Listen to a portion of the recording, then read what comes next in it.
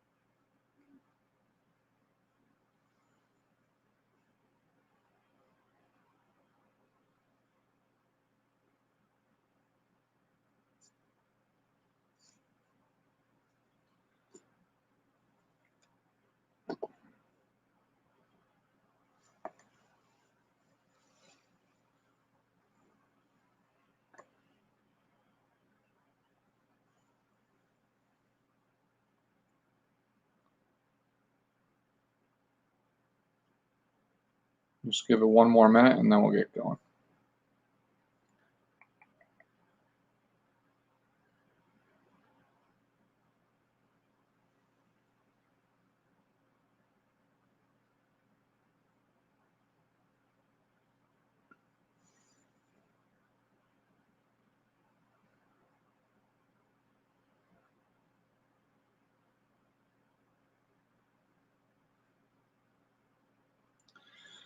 All right, I'll get started here. Thank you for everybody who's able to watch the live stream tonight, and then obviously anybody who can tune in afterwards and see the recording here. We're at the start of our Fall 2 athletics season. Typically, we try to do this meeting a little bit before the season starts, but with closing out the winter and starting up this also known as the floating season, our 4th season. Well, technically our 3rd right now. We'll end up having 4. So it was a little hectic getting going, so we're doing this meeting now. The first page, I always like to let people know, if you're not already following MHS Athletics, Middleborough High School Athletics on Facebook, and Middleborough Athletic Department or Middleborough AD on Twitter, then make sure you're doing that. We try to get updates out that way as frequently as we can. And then the s'more icon there is for the newsletter. It's a monthly newsletter that our athletic department started this year.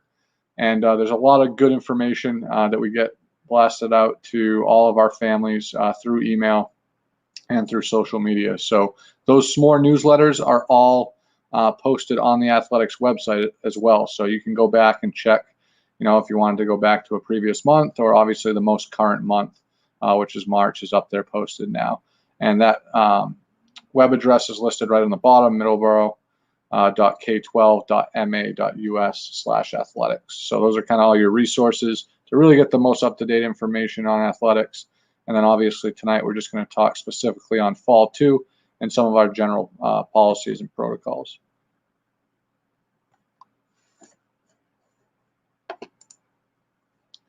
We've had a great support from our administration and staff this year. So I just want to identify those people, starting at the top with our superintendent, Mr. Brian Lynch, our high school principal, Mr. Paul Brannigan, our Nichols Middle School principal, Heidi Latender, and then obviously myself as the athletic director, and our athletic trainer and assistant athletic director, Mary Farley. And there's really too many people to list that go into making athletics happen, but I just like to make everyone aware of who our administration and staff in the athletic department is. Athletics registration should have already happened. We may still have some space available on some of our non-cut teams if students are interested in registering. But most importantly, just make sure that physical is up to date within 13 months to be eligible. I know there's some issues with getting appointments these days with the pandemic, There are options for if your physical does expire during the season. There's a walk-in clinic at CVS in Lakeville, or a walk-in sport physical site. There's also Convenient MD that offers physicals for $25, and they have locations located all over Eastern Massachusetts. The baseline impact test. And let me go back to the physical too. If you get a copy of a physical, please send it through email or upload it to Family ID, and just send me a note or send Mary Farley a note letting us know that you updated that physical, so that we can make sure it gets updated in the system, so that the student doesn't become ineligible. The baseline impact test, that has to be taken every 2 years. These should have already been done given the start of the season.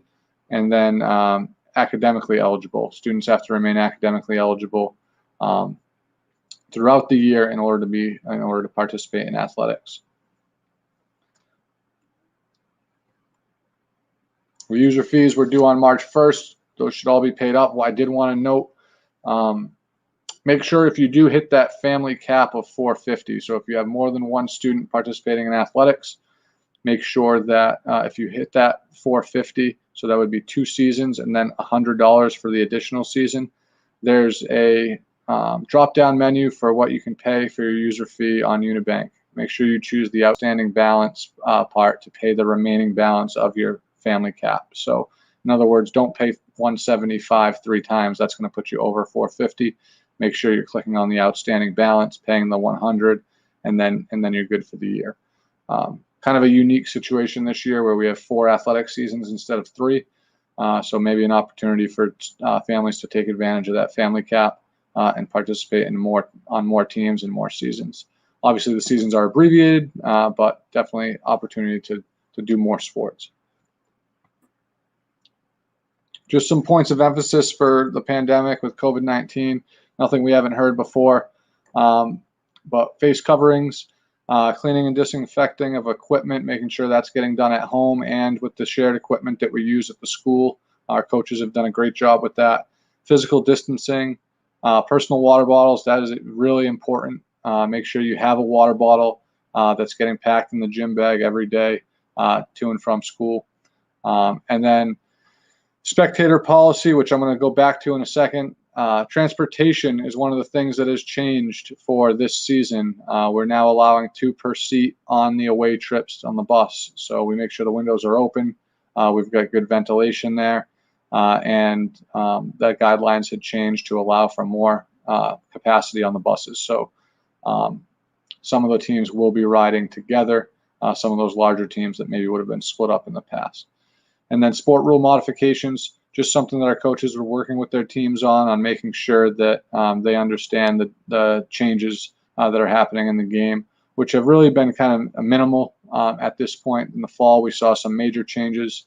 And now, once we've worked our way into this pre-spring or late winter in between floating season, fall 2 season, there really hasn't been too many significant changes. And then the spectator policy, I'm going to touch on that on a later slide, but there is going to be spectators allowed for, especially for our outdoor events and for our indoor events for home fans. So I'm going to go a little more into detail on that on another slide. Game schedules and notifications, like I said, Twitter is going to give you kind of some really up-to-the-minute updates. If you download the MIA app, those are that updates real time to the scheduling system that we use at the office here.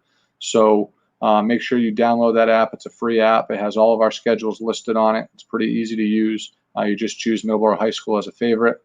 And that would also include Nichols Middle School for whatever games are scheduled there.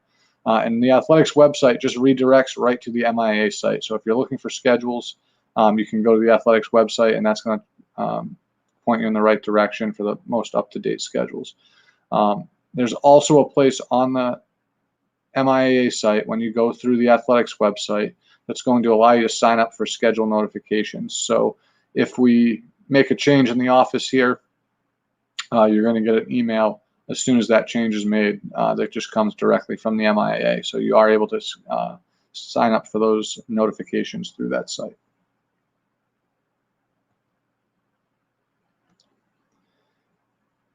So practice schedules are going to be distributed by the individual team coaches. The schedule can get pretty hectic with trying to keep everyone spaced out. We try to make sure everybody has a specific gym and or turf time. So if it rains, they're able to come inside. So those are constantly being shuffled. Coaches are expected to communicate with families on a weekly basis, get that schedule out. And obviously they're working through this office, through my office, with the athletic department to make sure that those schedules aren't in conflict with each other.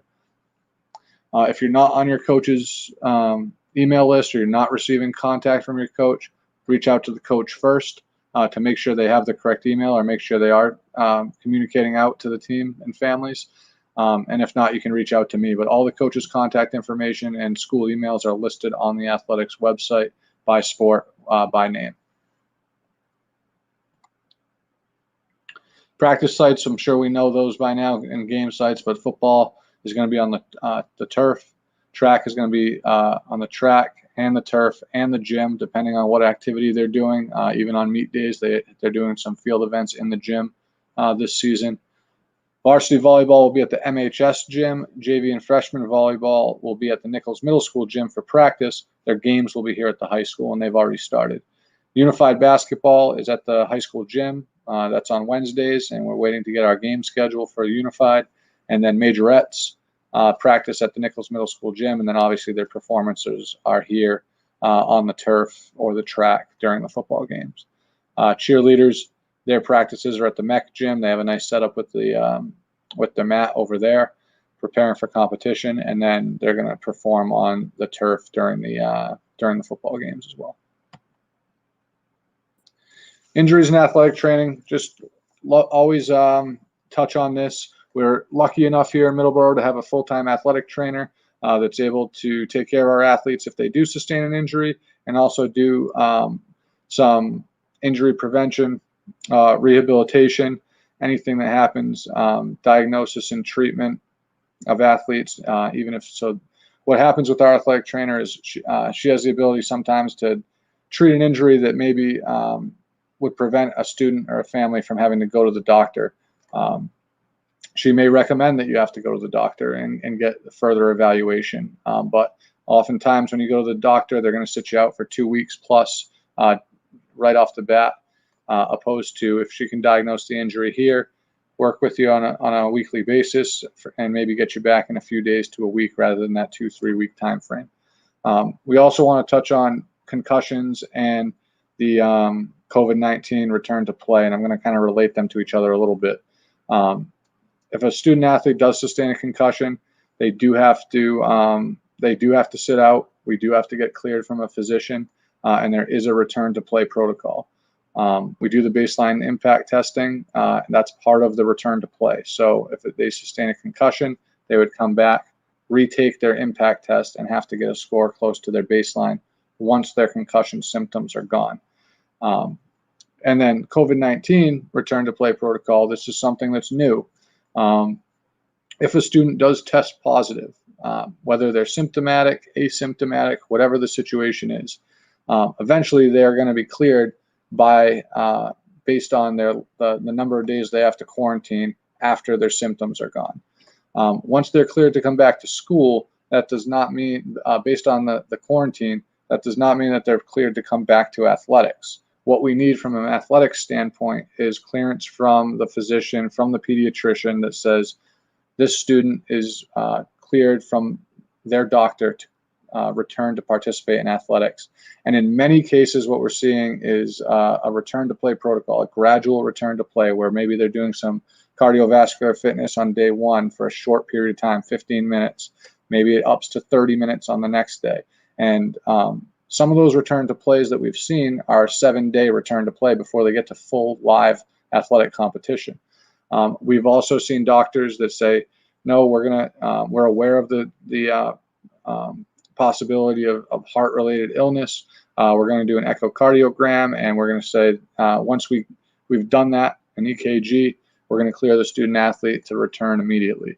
So from the athletic standpoint, we're really basing that return to play on what the pediatrician and the doctor prescribes. So there is no standard set 7-day return to play. but in most cases, we're seeing a gradual return for any student that tests positive for COVID-19. So keep that in mind if you do find yourself in that situation. We're all kind of working through the nuances of dealing with the pandemic and all the things that go along with it, and that's definitely a major one for athletics. I like to hit this slide every time. Priorities of a student athlete, really simple. Obviously, health and family, especially under these circumstances, is always going to be an excused absence, and that's a student's number one priority. Directly after that is academics, and right now, daily attendance is so important. It's always been a rule that if you're not in school, you cannot participate on your practice or team. This includes any students that are in remote learning or just on their hybrid remote learning days. So coaches are checking those attendance, administrators are checking the attendance on those remote days, and students are expected to be in their classes. If they're not in classes, they should not be coming back to school to participate in athletics. That is the second most important priority of a student, and making sure that happens daily. And then team is the next one. Commitment to the team. We take it very seriously. Our coaches take it very seriously, and we expect that our students and families take it seriously. Family vacations, work schedules, things like that are not excused absences from practices or games. So make sure that that's why it's important that our coaches are communicating those schedules to students. Students are communicating back with their coaches and making sure we're attending all practices and games. So I said I would go back to the spectators. These spectator protocols have kind of changed and adjusted as the year's gone on. So I just want everyone to make sure they understand where we are right now. Outdoor events, meaning football, track, cheer, and majorettes. As of now, we're allowing 2 parents or guardians for home events.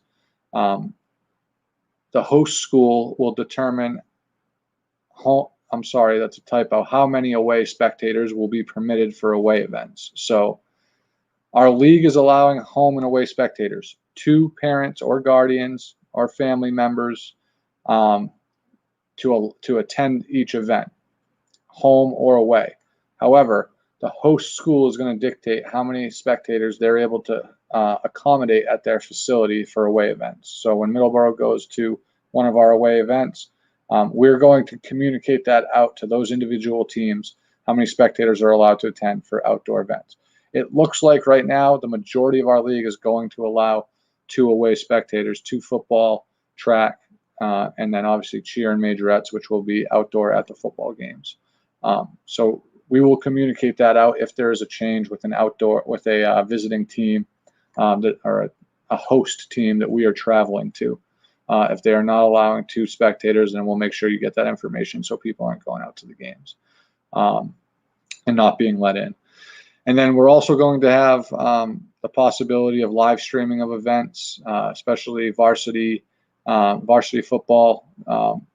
Especially that sport is always filmed for video analysis, so makes it a little bit easier. We're going to make every effort to live stream away track and sub-varsity events if we are not allowed to have those away spectators. So we did a lot more live streaming in the winter. It's not going to be as much this season because we're hoping that parents are going to be able to attend the games. If you do attend a game, be ready to sign in at the gate, and masks are going to be required. We expect the same level of physical distancing, and the hand sanitizer stations will be at every check-in. So make sure you're following all of those COVID guidelines that we're all familiar with already. And then indoor events, the only major difference here is that there's no away spectators. So only our home parents and guardians, 2 per player, will be allowed for the home events. So just something to make sure you're not trekking out to the away volleyball games or unified basketball games, because right now it's only home spectators for those teams. So now we're just going to touch on our booster club a little bit. Our booster club board of directors, our president, Jolie Butler, our vice president, Darren Morano, secretary, Karen Enos, treasurer, Lisa Foley, and our school representative, Sean Siciliano. This group meets on a monthly basis, sometimes more frequently to plan out all of our fundraising, and volunteers their time to do so. So we're really appreciative of them. And I'm just going to highlight a few things that we're trying to do going forward into the spring. Over the past couple of years, we've raised over $90,000. We offer the boosters were able to add 14 additional coaching positions. They pay for uniforms, athletics equipment, audiovisual equipment, field maintenance, and really anything that the coaches come to us and say, hey, we could really use this for our team this year. And MASBA tries to make it happen for them. And in return, we ask that the coaches and the families are participating in the fundraisers. And really, when you look across the board at all the schools from a regional perspective, Middleborough has a very reasonable user fee structure.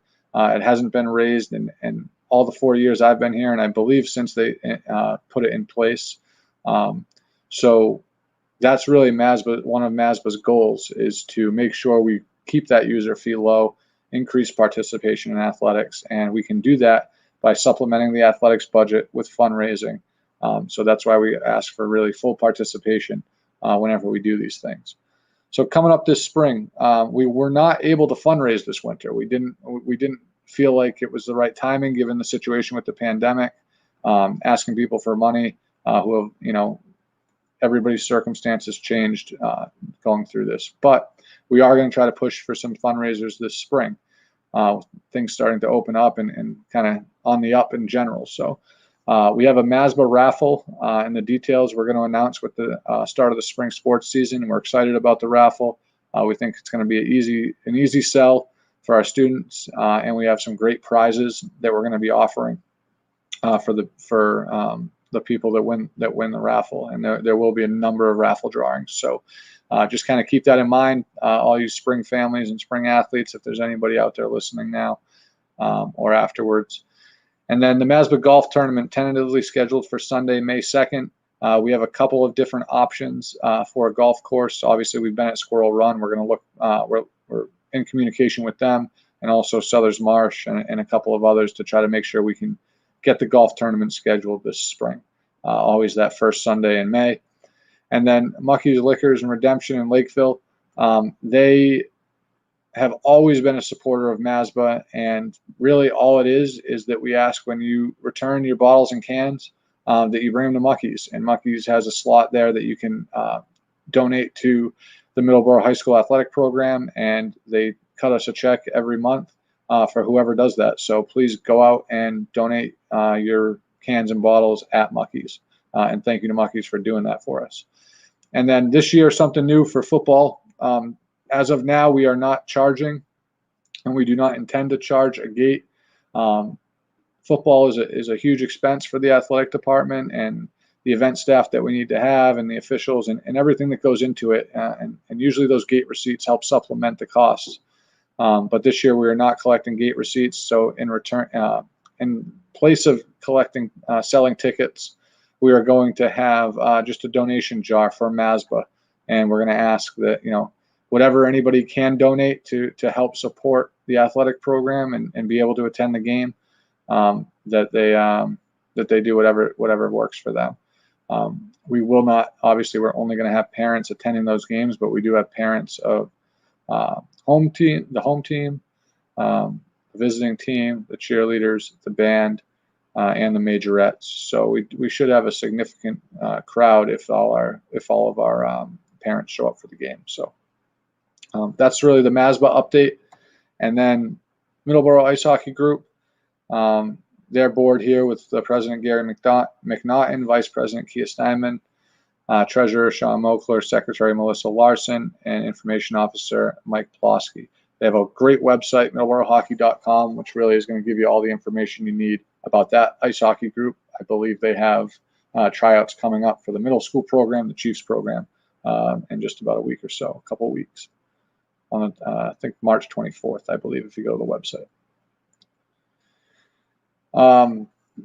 As of now, I'm going to say tentatively again, but based on the information on their website, the Middleborough Ice Hockey Group always does a fall tournament, golf tournament. That's going to be at Southers Marsh on October 2nd, Plymouth, and that's at 1 p.m. There are a lot of different opportunities to get involved and help with the ice hockey boosters. There's year-long sponsorships. There's carts that will be available for rent at the tournament. Whole sponsorships, which are slightly less, and then all the donations will have their businesses listed in the program. So you can register for that for that golf tournament at middleboroughhockey.com. And again, this group does a great job with fundraising. It's been a tough year because of kind of restrictions on being able to fundraise and how they fundraise. Same thing as MASBA. So if you get a chance, please go out and support that group. They cover the costs of so many of the expenses for hockey, mainly the ice time, which is a huge expense. So we appreciate their support there. That's really the Fall 2 update right now. Everybody, I hope your families are well. You're staying safe. You're staying active.